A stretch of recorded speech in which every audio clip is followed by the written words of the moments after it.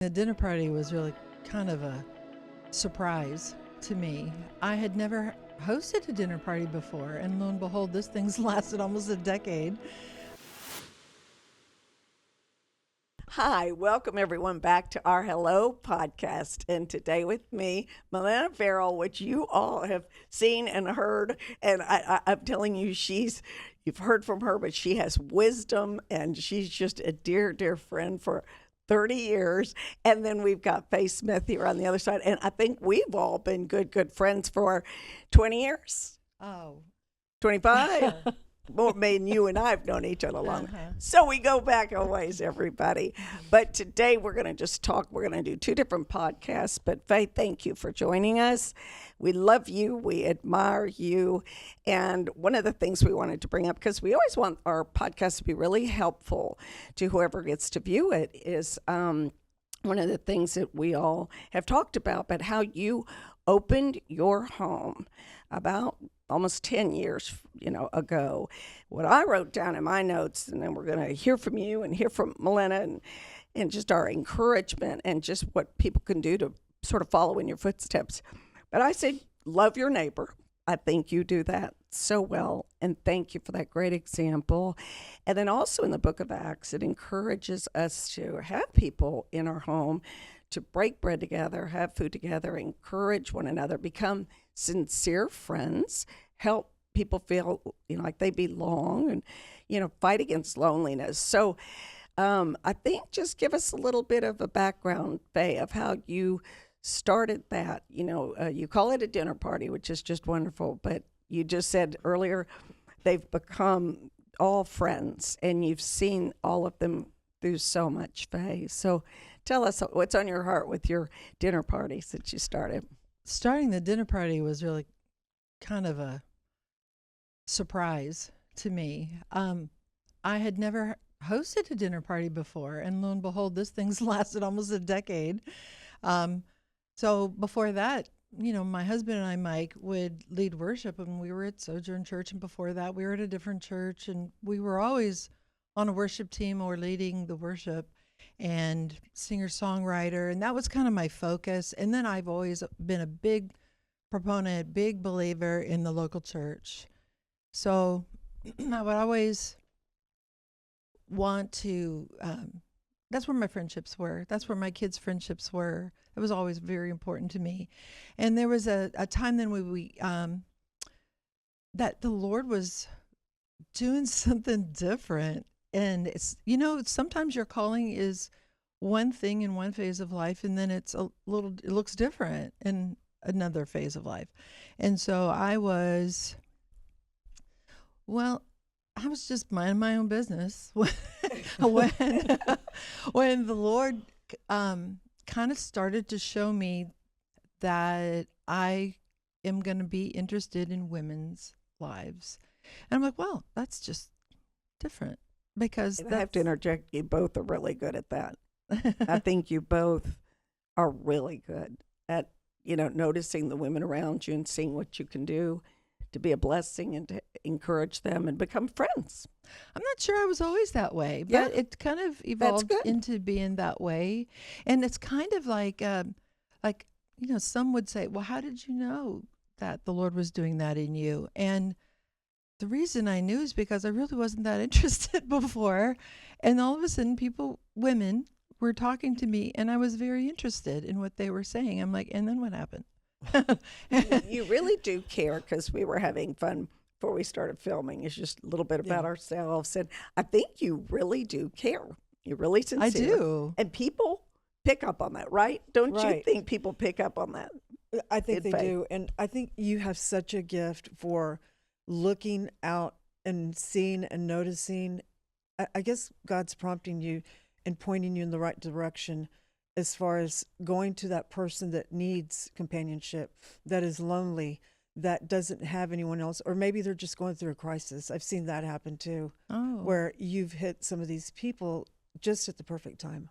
I can think of people without saying their names, right? I can. Already. It's just so cool because sometimes I'll approach a woman to just be welcoming and say, hi, nice to meet you, I'm Faye. And then sometimes I'll feel a prompting of the Lord to just keep talking, hear their story a little bit. And then sometimes the Lord will prompt me to invite them to my dinner party. Sometimes he'll say no. And sometimes he'll say, just a minute, wait a minute. It's not quite the time yet, and give it a little second. So like step one for people to, it can be in a local church, or it can just be a stirring in our heart as we're Christians led by the Holy Spirit. I want to get to know this person. I want to reach out. So were those, I really can think of already some people that you start reaching out to, and you have walked with them in their lives. Some of them live in California. They moved away, but what an impact you've had. So step one for people to encourage them is just have your eyes open and your heart open and just move towards them. Yeah. Right? Yeah. And then step two, the power of the invitation, I think, opening your home. And everyone loves going to both your homes. And I think both of you have a really strong gift of hospitality. But then step two, which is a blessing for you, is you started serving food, Italian food. Really good food. It's a winner. You and Mike would grill, or you would have your pastas going or whatever.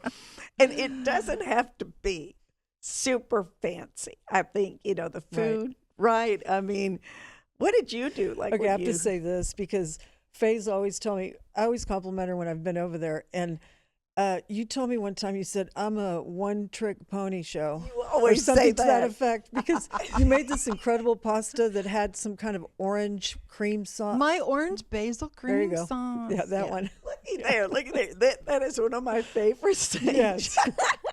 It's You know just when that you try this to is about copy it. someone, I'm like, That's my company meal. I can't fit that price in anywhere, But all right, so that was kind of step two. And just we want this podcast to be helpful to people. And so it's just keeping obviously you're not going to go to just up to anybody at Nordstrom, hey, come over to my house for dinner. We are talking in the context of, an environment. But the compliments that we have for you, Faye, is you stepped into that, not really knowing it would become what it I has. didn't know. But if it wasn't sincere, I don't think it would have gone on 10 years. Right. And I also don't think the women would feel as loved and cared for. And, I really mean this. I wrote these are my, but the sense of belonging and you've helped people against that loneliness. When I've come to your dinner party, it's such a strong environment in that. And you are leading with the Word of God and direction, but you've really, both of you have a softness about coming into your home and that power of invitation. Or even when you sit for hours, both of y'all can sit for hours with people, and I can't. Well, it depends, right? It does depend what we're doing. Right. But so what else would you say? That is kind of step two. And then how did it evolve in your heart, Faye, as you continued to do it? What are the things that happened? What are some of the stories you have? Or it started to flourish. Otherwise, I think you would have shut it down maybe. Well, there's some learning curve to the whole thing too, especially if it's the first time I hosted anything. And first it was like, wow, all these women want to come. And I would even have a whole day of installing some design in someone's house, and I couldn't wait to get home. You'd think I'd want to Mike, rub my feet or something after that, but I really couldn't wait to get home and have these women come to my house and tell them about my day, tell me about your day.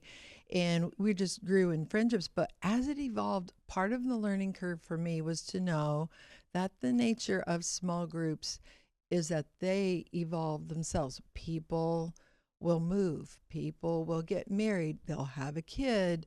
You've had it all. And I've had it all. And I'm like, what? You're not going to come anymore? And and I know Malena will want to say something too. I want to compliment you because also you get the hills and the valleys, and we've had that pastoring too. You get some people that are disappointed, or they give you a call, I need to meet you for lunch, and maybe they're going to complain, or the battles between some of the women. You have weathered this storms. But what have you seen, just knowing her journey with this 10 years walking with a lot of our women at Well, the I church? think we know a lot of the women that go to your group, and some of the ones that you were talking about too, Pastor Nancy, that you said I can think of some names right now. And that's exactly what I was doing, is thinking of some of those names. And sometimes it's tough. And you've been through some of that, I know. And you have the patience like no one else I know to sit down and talk to a lot of these people like year after year after year, because that's what is needed at that point. But how do you keep on doing what you're doing, and what are some of the struggles that you have encountered along the way? I know there's probably been times, and I think if we've all been involved in the ministry that you're in right now, there's times you want to quit. Have you ever encountered that? No. Isn't That's that amazing. just so strange? That's amazing. No, that's It really great. is strange. Like, well, this is Dallas. It's a very transient town. People Right. move God here. may They have given move you the away. grace too to weather. You know, you're right. Yeah. Because I was having Right. this conversation with you real early on. You work for the church, and I'm like, Malena, I could not do what you do. And I don't have the grace for that. But sounds like you don't have the grace to do what I do either. Yeah. So we both are people drawn to people, interested in the lives of people. But yours is in this over here, and mine's in that over And when there. you're rightly fit doing what I think the giftings, because when you were saying that, I don't think I genuinely have ever thought in really 40 years of the ministry, not knowing what to expect, that I ever wanted to stop. And I mean, knowing the highs, the lows, and the difficulties, it just never overwhelmed me, or, really, I mean, it didn't mean I didn't have to step back and take a deep breath. But that's great. I just think Well, God's given you the grace for it. Here's a prime example of how God calls us to be in different arenas of ministry, because we're all in ministry, no matter what we're doing, whether we're working Right. with or for a church, or doing outreach, whatever it is. I remember way before, when I was working out in the market, before I even thought about working for church, I thought there's no way I could ever work for church. I remember thinking that, and here we are. Over a decade lot of people later. may think that, right? Yeah, but I can't imagine not now do what I'm doing, because I love what I do. So good. Both at of it. you are so passionate that, both of you, what I would say, you give of your time, your quality time. Like, you sometimes have girls leave at midnight. And she leaves the church sometimes, when I'm already at home with Rocky in my lap and my robe. And I go, "Are you still there?" And I love that we're hitting on this, because when you land on your gifting, your calling, who you're to be, how beautiful and what a blessing it can be to so, because we've been enough. There is so much joy on you. You are not opening that front door like, I just cannot wait till everyone heads out of here. It's really genuine. What else? I love you. What are, you do your pie nights. You've found some sparkle even in the midst my of gosh. it. And you do potluck so people can bring their, grandma's favorite thing. You've really put responsibility on them a lot, and you've raised up leaders. Mm-hmm. But what else would you, that comes to your heart thinking back of this beautiful journey? Just a parenthetical little byproduct of this is that in my lesson that I bring, it covers the sermon that I just heard the day before. And what's so cool is that I'm working through it and mulling things over in my mind, and I'm talking through them with my husband, Mike. And that's kind of really a cool thing to do with your spouse, is to talk about, well, what's that story in scripture that relates to this, and blah, blah, blah. And then he'll go, oh, wait a minute, let me look that up. And then together we can do that. this outline. Yeah. Not 100% of the time, but it's a really sweet kind of thing You to get more of a have that with revelation Mike. to help them. Yeah.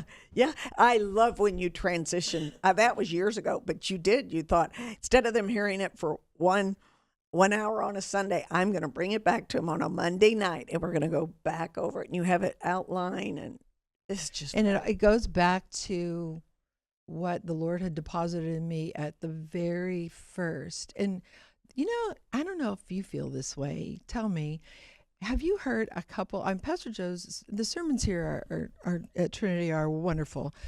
There are certain sermons that I play over in my head.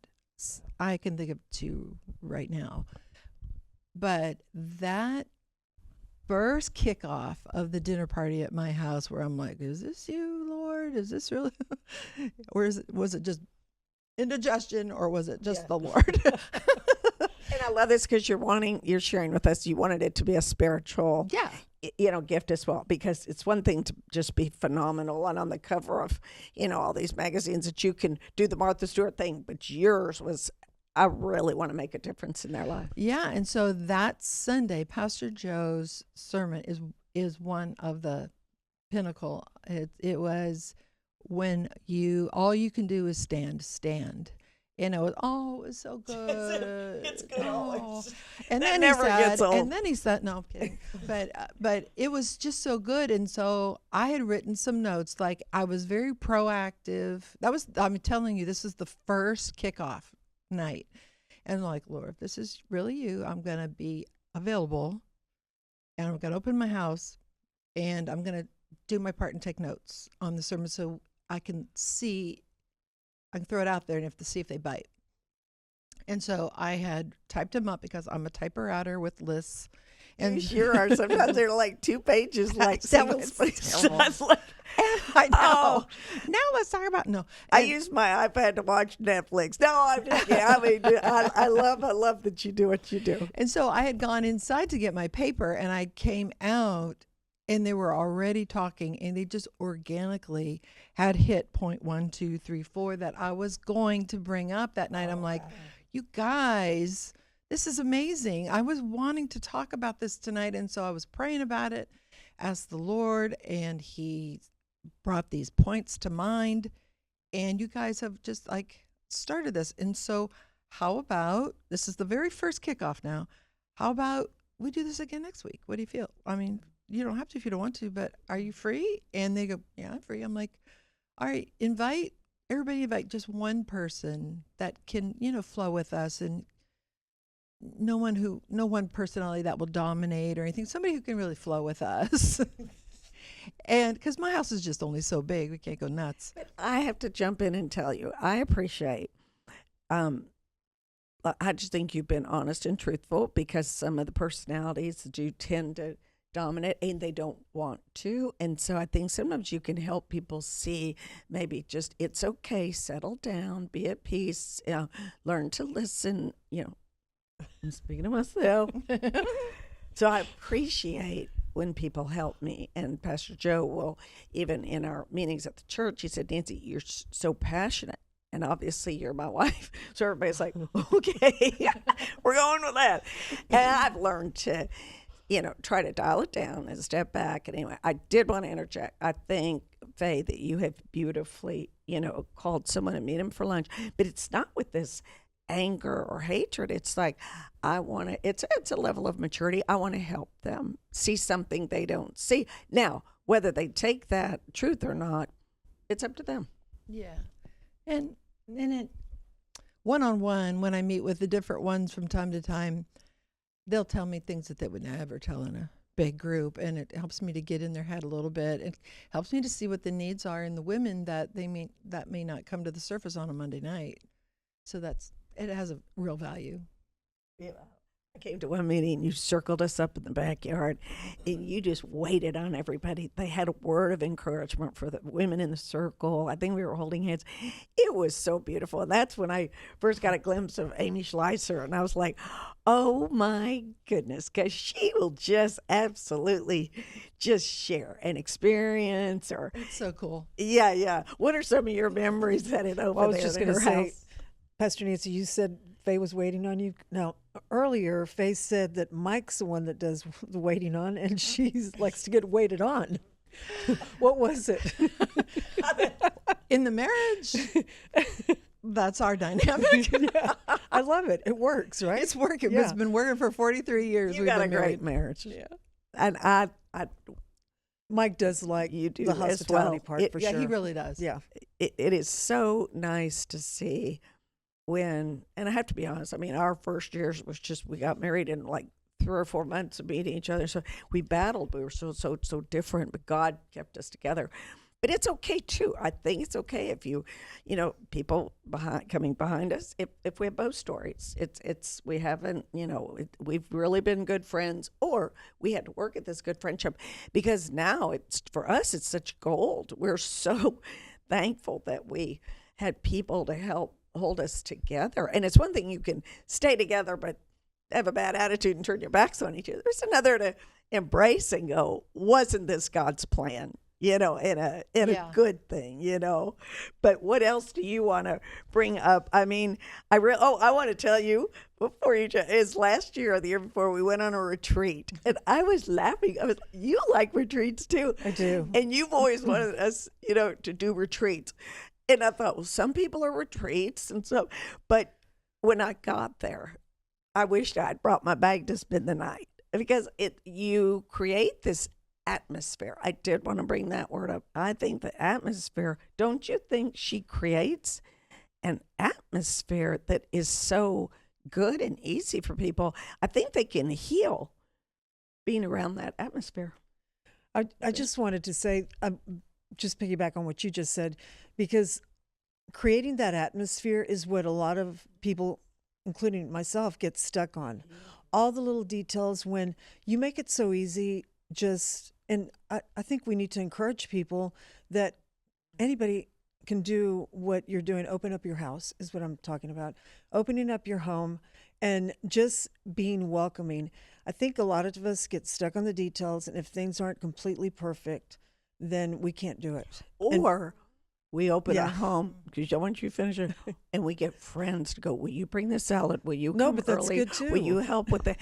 And do you know that works? It works. And so, It's the buy-in. I think they're more likely to come if they know they need to. We're relying on you to contribute. But I remember Pastor Joe preached on hospitality a while back, and he said it's not about all of that. It's about just opening up your home and saying, come on in, and not having everything just perfect. Oh, we don't get the china out. Right. Let me tell you. it really is how Pastor Joe does it. Though we have a really good friend, Simon McIntyre, and when he comes in town, he goes, I'm staying with you. And I've actually thanked him a lot, because, you get older and you get settled in, and I'm like, no. I like to just have my robe on most of the time and run around and, all. He just takes care of himself in our home, and it is so easy. I know what to go get at the grocery store, and we just sit around. So Pastor Joe's hospitality is make yourself at home. And it used to frustrate me, because I thought, well, no, it's got to look like either one of you. But it's when you said that, Malena, it's open your home no matter what, and people just feel welcome. I think it's that, if we can just lift up our eyes, and that's what it's about, not necessarily I have the Italian recipes from Sicily that are out of this world, or all of your dishes that Malena's like, this is what I'm making for Christmas. And I'm like, oh, well, Joe and I went and bought that, honey baked ham, that works for us. Yeah. I know. We laugh a lot on Monday nights. We cut up a lot and laugh. It's not serious. And what really is, boy, COVID really kicked us in the tail a little bit, because part of the sweet sauce of what we have is the side conversations that happen, and then the friendships grow that way. It grows, a one-on-one sometimes, or two-on-one, and then in the group, and so different dynamics. And then when COVID was going on, all we could do was Zoom, and all that, and we missed those side conversations. So it's been interesting to watch those friendships grow on the side.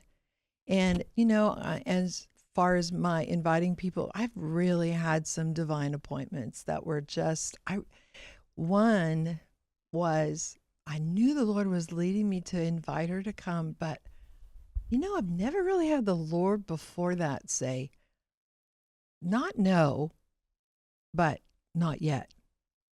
Not yet. I'm like, wow, I got I got a green light and a red light at the same time.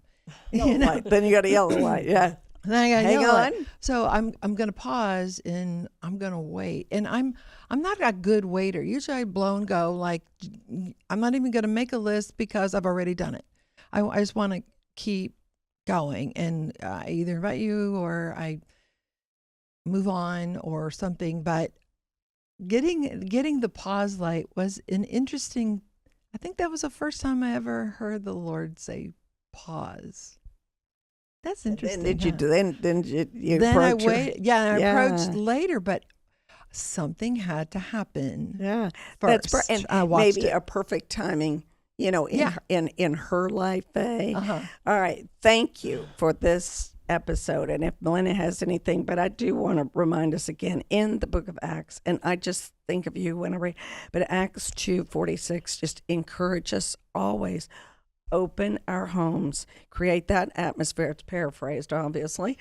That spirit of hospitality. Obviously, the Bible talks a lot about food and eating together. Yeah. So, I think something does happen in the atmosphere when does. you do serve something.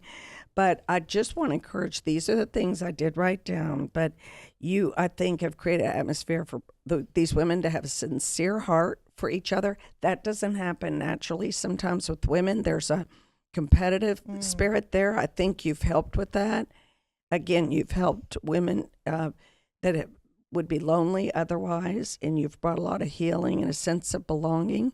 And I just say, love your neighbor. I'm going to have Malena share, and then we'd love for you to close us out in prayer on this episode. But what would you like to say? I just want to say thank you for everything that you do, because it's a time commitment. And like you said earlier, sometimes you have a big installation the day of meeting or whatever the case is.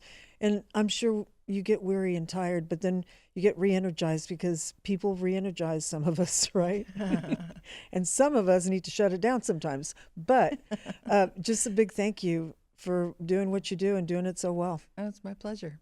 It's great because before you pray, I love taking the grandbabies. I mean, all day long, and she'll ask me, "Don't you get tired?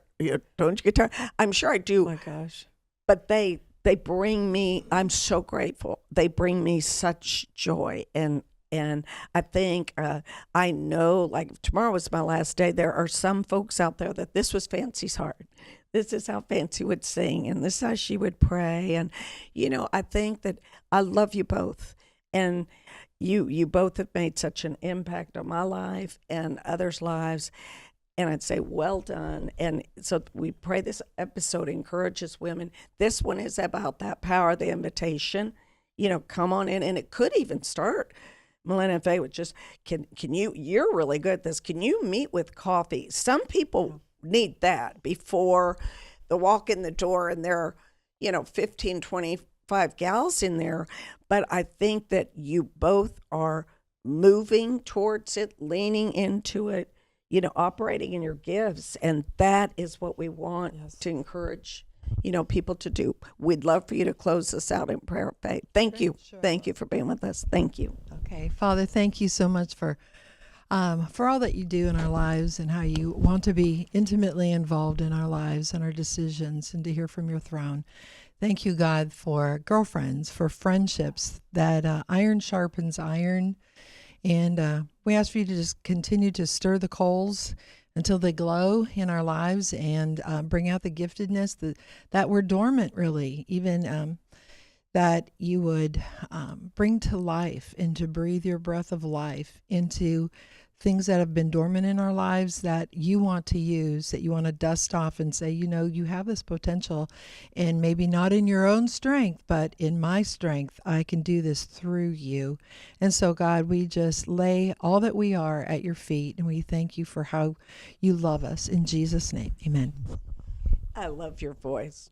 Our second episode is going to talk a lot about all the things, the other things that you do, but I love to hear you pray and talk. Anyway, join us next time. Thank you for being with us today. Thank you, Faye. Thank you, Malena. We love you guys. Bye-bye.